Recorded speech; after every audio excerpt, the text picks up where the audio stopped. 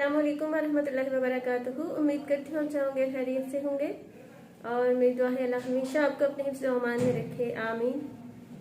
एक छोटा सा खूबसूरत सा कथा है। शायरी दिल की आवाज़ होती है और आप में से बहुत से लोग होंगे जो खुद शायरी करते भी होंगे, पढ़ते भी होंगे और सुनाते भी होंगे।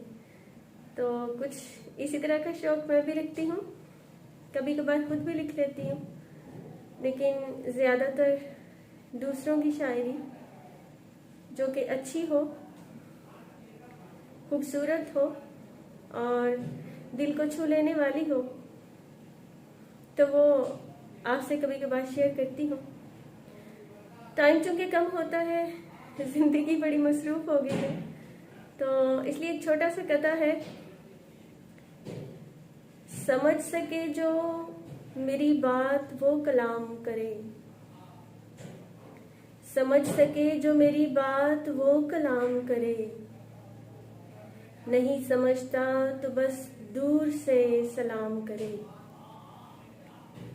जिसे भी चाहिए खैरात में मेरी आवाज़, जिसे भी चाहिए खैरात में मेरी आवाज़, वो पहले मेरी खामोशी का एहतराम करे।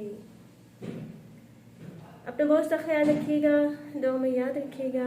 अस्सलामु अलैकुम।